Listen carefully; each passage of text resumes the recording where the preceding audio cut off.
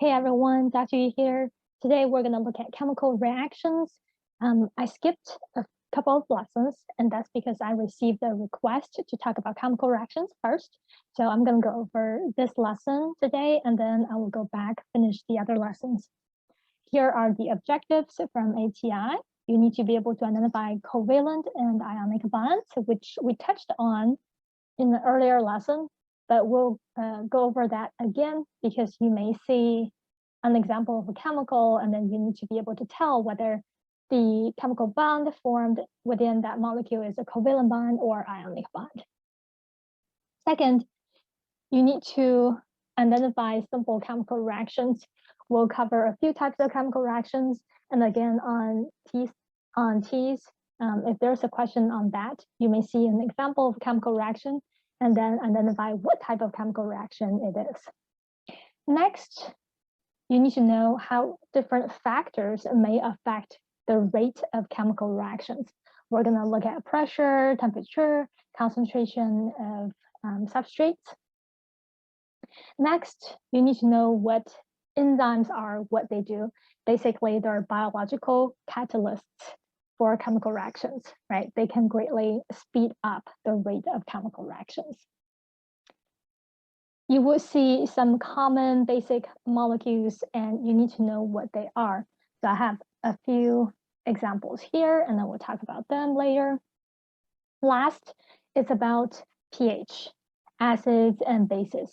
So you need to know the basic information about acids and bases and their corresponding pH range.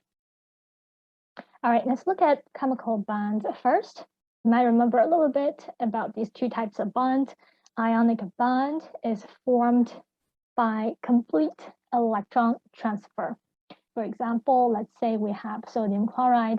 We have sodium that will donate 1 electron to chlorine, and chlorine will accept that electron. And this way, both atoms fulfill the octet rule. So they both get 8 electrons in the valence shell, which is the outermost shell. So again, in ionic bond, there's an atom that completely loses an electron or donates an electron. And then the other atom will completely gain that electron. So this is about the valence shell that we talked about previously. If an atom has a lower number of electrons in the valence shell, they tend to lose the electrons, right? They tend to donate the electrons to another atom. But if atoms have higher number of electrons, like numbers that are very close to 8, then these atoms tend to gain electrons, right, to get to 8. So the atoms that have very few electrons in the valence shell, they will donate or lose electrons. They will become cations. Cations are positively charged ions. And atoms with a higher number of electrons, 5, 6, or 7 in the valence shell, they tend to gain electrons, or accept electrons to get to 8, right? So they will become anions, which are negatively charged ions. Okay, now usually ionic bond is formed between metals and nonmetals, and this is specifically stated in the ATI TEAS manual. So in order to identify whether a molecule has an ionic bond or not, you kind of need to know what metals are and what nonmetals are. So I found this color-coded periodic table from online, and this is very helpful because all the metal elements are in this light blue color. So you can see elements on the left are usually metals, and elements on the right, which is in red and this yellow color, they are non-metals. So these are metals. They tend to lose electrons and become positively charged ions. And the elements on the right side, they're non-metals. They tend to gain electrons and become negatively charged.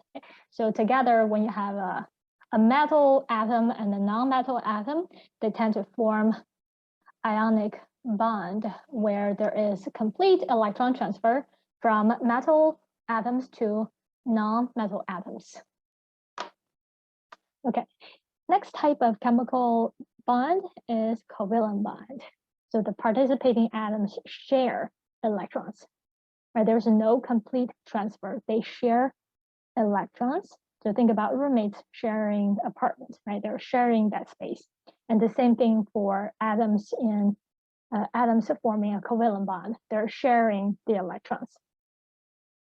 So this type of bond is usually formed between two non-metal elements. And that's because if you look at ionic bond, metals on non-metals, they are very, very different in their electronegativity. You might know what this is, but just think of this as the power to pull electrons towards themselves, or think of this, the power to attract electrons. All right. So metals do not have a very strong electronegativity, but non-metals do, especially elements with a very high electronegativity, for example, chlorine, fluorine. So when that happens, non-metals with a high electronegativity tend to completely take the electrons away from the metals, right? So this forms ionic bond because there's complete lose and gain of electrons.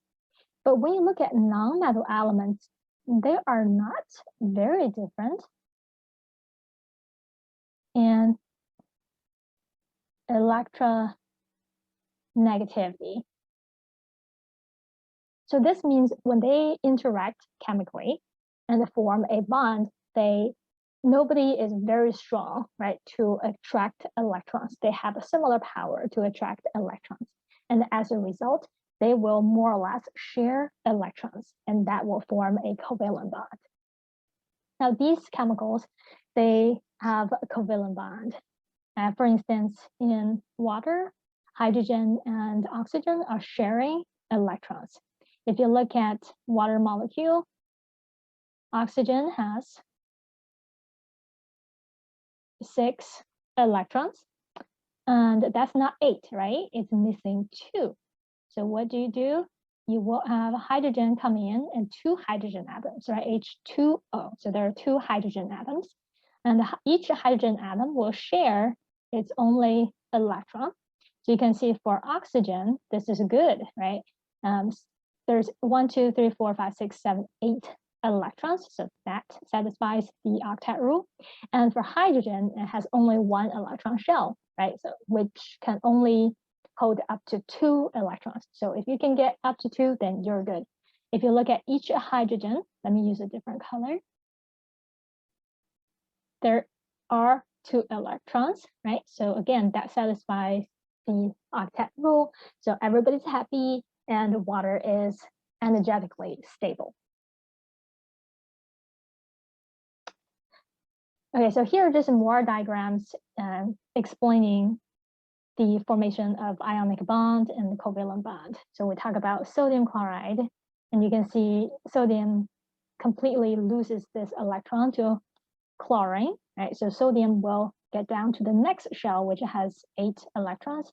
And for chlorine, which has 7 electrons in the valence shell, it gains this 1 from sodium. So now it has 8, right? So everybody's happy. The sodium chloride molecule is stable. And we also looked at water. Okay, now I want to mention that in covalent bond, you can further have a polar covalent bond and a non-polar covalent bond. The TEAS study manual does mention polar and non-polar covalent bond, although this is a little bit in depth, and I don't know how likely they're going to have a question on polar and non-polar covalent bond on the test. My guess is it's not very likely. So you can put this on the low priority list, but just in case, let's see what they're about. What is polar covalent bond with this non-polar covalent bond. Now, when you look at water, so this is water, and you can see this is oxygen. Oxygen has 8 protons, which means oxygen has 8 electrons, right? 2 in the innermost shell and 6 in the next shell, which I drew earlier. And then we talk about hydrogen has only 1 electron, so it's going to share that electron with oxygen. So for hydrogen, there's 2. For oxygen, there's 8 in the valence shell. So everybody's happy. Water is stable. All right.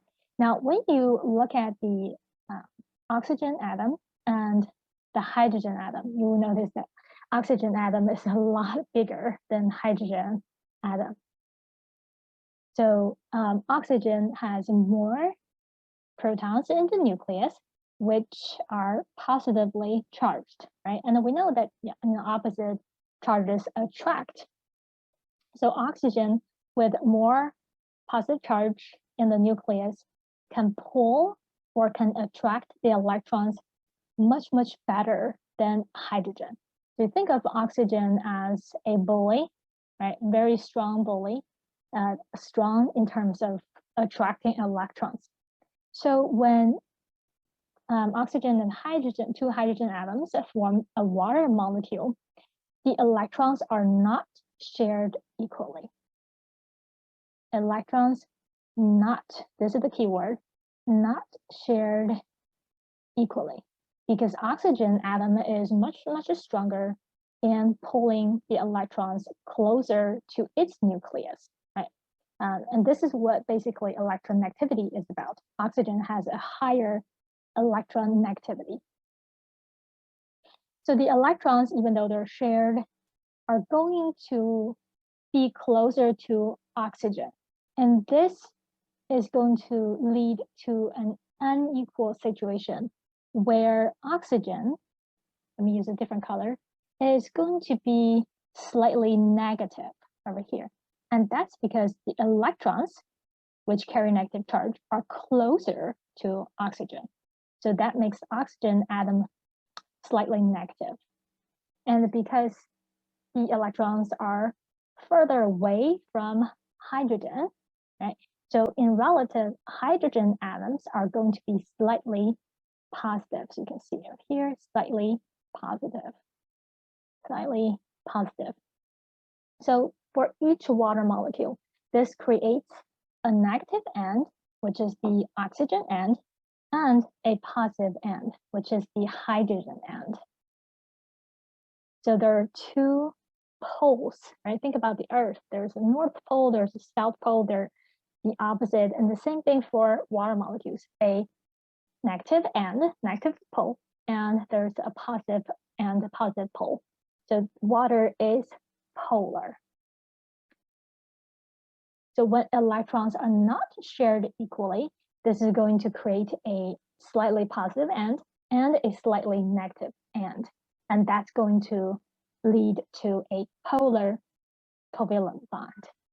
Chemicals with a polar covalent bond are normally hydrophilic. Because of the uneven distribution of the electric charge, it makes the chemical usually very water soluble, because water itself is polar, right? So it likes to interact with other polar molecules. So if a chemical, for example, hydrogen chloride, which also has a polar covalent bond, dissolves in water very easily. Now I'm going to give you an example of a non-polar covalent bond. Okay.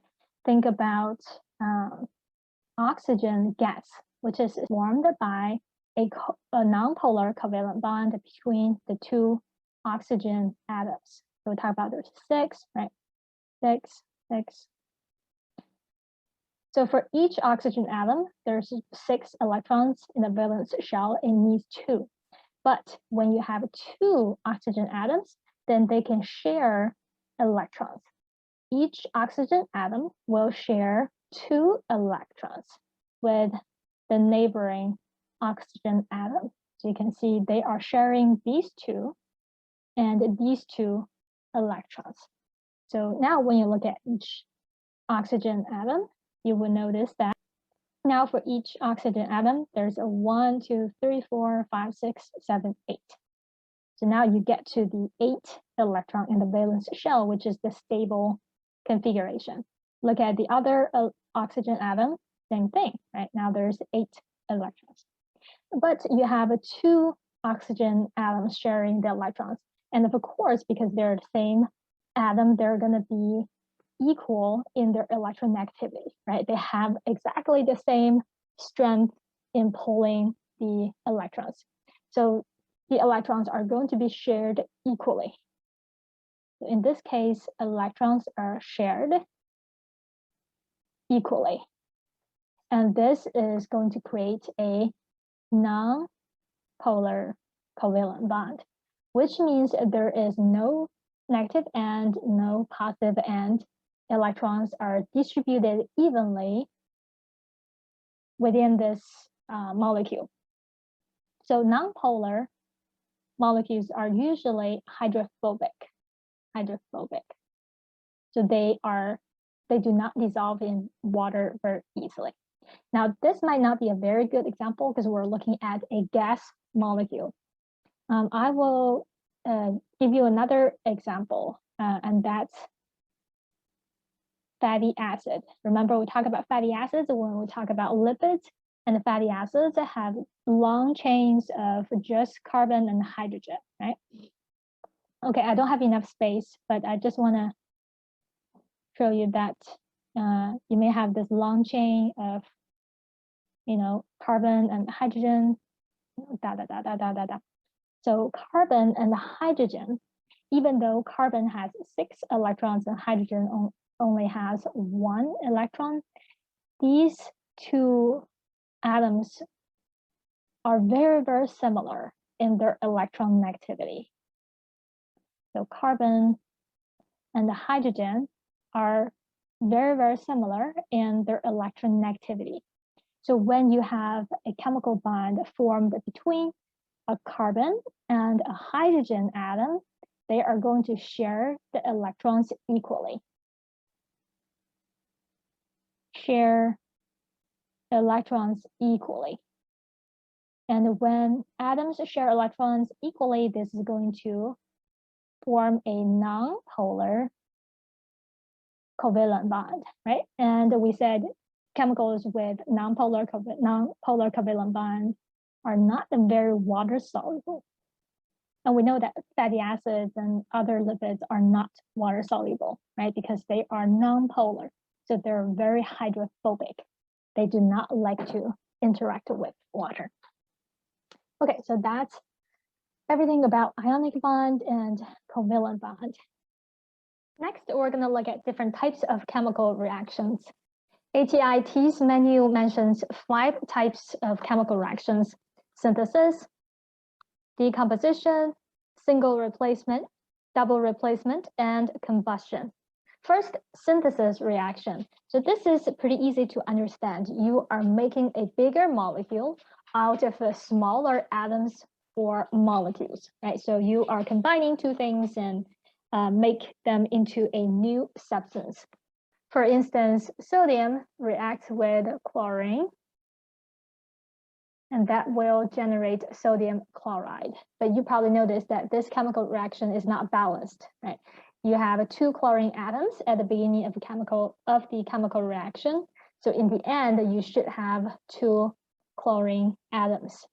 And if you put 2 in front of sodium chloride, that means you should have 2 sodium atoms at the beginning of the chemical reaction. So this is the correct chemical reaction after balancing everything.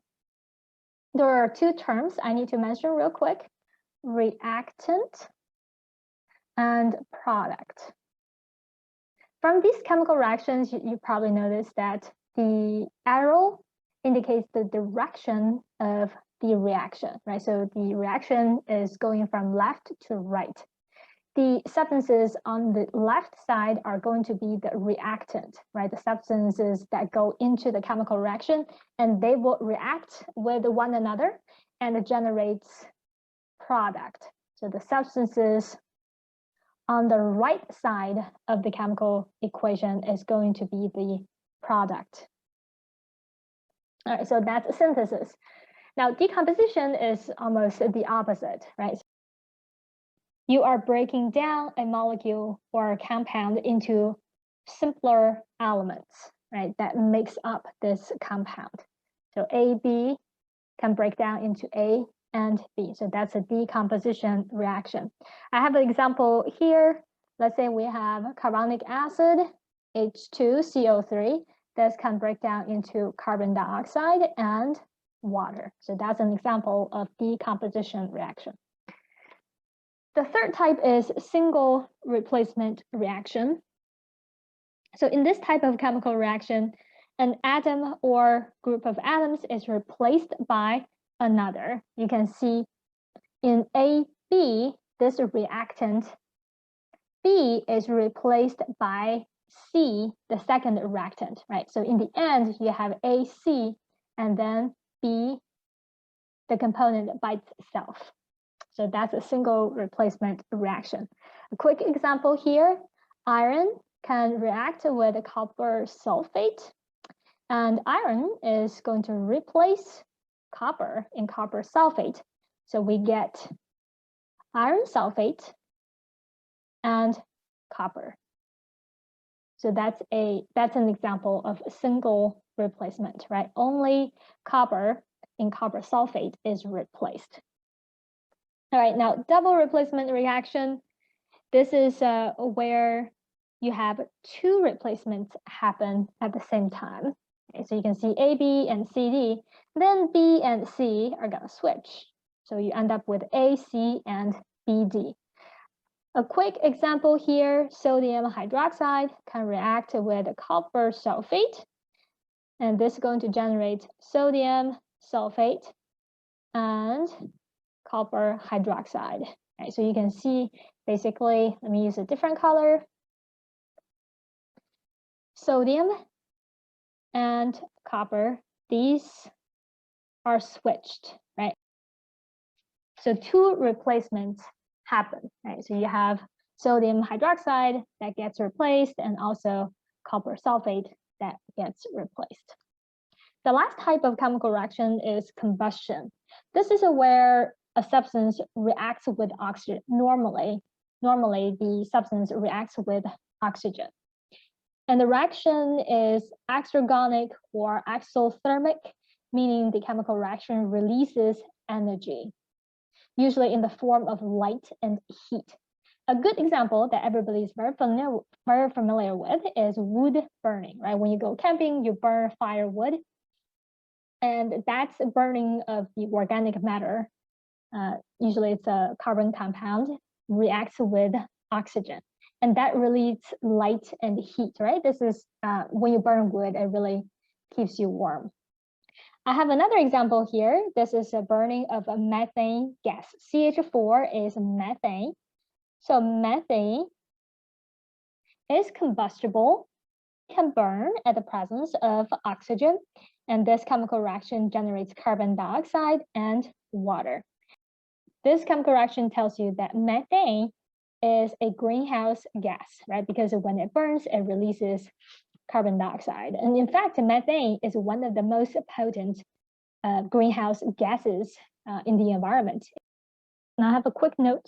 I know I put in the comment that TEAS is unlikely to ask you to balance chemical reactions, but it is mentioned in the TEAS study manual that the number of the same element should be the same on both sides of the chemical reaction. So if you start with a one oxygen molecule, which is two oxygen atoms, in the end of the chemical reaction, you should have, two oxygen atoms. Could be in different forms, but you should have two oxygen atoms in the end.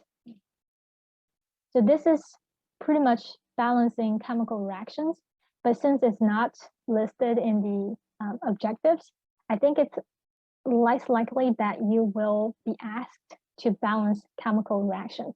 But it's still good to know this rule and to know that the number of the same elements or atoms should be the same on both sides of the chemical reaction.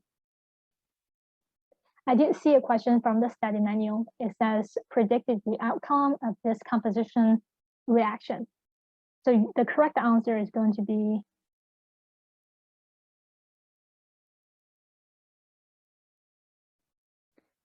in terms of factors affecting chemical reactions, the common ones are temperature, pressure. Those are the physical factors that can either speed up or slow down chemical reactions. Now, normally higher temperature will increase the rate of chemical reaction. That's the most common case. And I've seen a question from the study manual that asks you about different factors. The correct answer is temperature generally, higher temperature generally increases the rate of chemical reactions. So they assume that this is a general situation. Higher temperature can energize atoms so that the atoms are moving faster, they are more likely to collide when the chemical reactions happen, right? So that's the reason. Now, there are some cases where if the chemical reactions release heat, exothermic reactions or exergonic reactions, then the higher temperature may decrease the rate of chemical reactions. Pressure. Now, again, in general, higher pressure increases the rate of chemical reactions. And the reason is very similar with increasing temperature. Higher pressure will push the atoms and molecules closer, right? Again, this will increase the chances of collisions, which lead to chemical reactions. Catalysts, whether it's chemical catalysts or biological catalysts, which are basically enzymes, will increase the rate of chemical reactions. And the reason is that these catalysts can lower the energy of activation required for the chemical reaction to start. If you have a startup company, you need the initial funding to get the company started, right? And same thing for chemical reactions. So you need a little bit of energy to get the chemical reaction started, and then the chemical reaction can proceed, right? So catalysts can lower the amount of energy of activation. So it's easier for the chemical reactions to get started and then proceed. Lastly, concentrations of reactants and substrates. The higher the concentrations are, the faster the chemical reactions will go, right? Because you have more molecules available for the chemical reactions to happen. And in terms of enzymes, the reactants, we'll talk about reactants, right? Those are the chemicals that are usually on the left side of chemical reaction. The reactants are going to be the substrate for enzymes. So the more substrates you have, the more raw material enzymes have to work with, right? So this will also increase the rate of chemical reaction. Catalysts, we already talked about this. Those chemicals can speed up chemical reactions, right? And then the science behind it is that these catalysts can lower the activation energy, the energy required to get the chemical reaction started. Now, this is important. A lot of people get this wrong. During a chemical reaction, catalysts are not changed. So they're still the same molecule, and they're not used up during the reaction. And so whether, how many chemical reactions have completed, the amount of catalysts will be the same, will remain the same.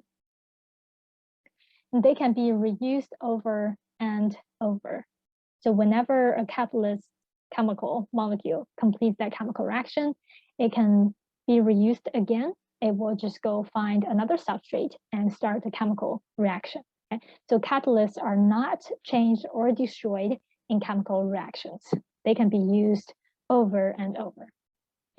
Enzymes are biological catalysts. We have actually talked pretty extensively of some enzymes in the AMP section. We talk about amylase, which can digest starch. We talk about trypsin, which digests proteins, right? Okay. Now I have a list of common molecules mentioned by the study manual, so you can look through and make sure you know what they are. Ionic compounds, you can see that they all have a metal component, right? Usually ionic bond is formed between a metal and a non-metal. So sodium, potassium, calcium, they're all metals, form ionic compounds. Next, covalent compounds. covalent compounds, usually the covalent bond is formed between non-metal elements, right? So we already know water, carbon dioxide, oxygen, glucose. Make sure you know what glucose is, and ethanol. So ethanol is commonly known as alcohol, right? And you can definitely burn alcohol. So ethanol can react with oxygen and burn, and that will be combustion reaction. Acids and bases. I don't see very hard questions on acids and bases on TEAS. So I think the most basic thing you absolutely have to remember is the pH range for acids, which is lower than 7, right? If you draw the pH scale, I have a diagram showing the scale here, but I'm just going to draw again from here. So you have 0 to 14, 7 is neutral. Between 0 to 7, that's going to be acids. Between 7 to 16, that's going to be bases. Acids are chemicals that can donate hydrogen ion or accept hydroxide ion. It's the same thing, right? If acids can donate hydrogen ion, then hydrogen ion can react with hydroxide ion and takes away the hydroxide ion. So that's what acids do. And the bases, they donate hydroxide ion or they can accept hydrogen ion.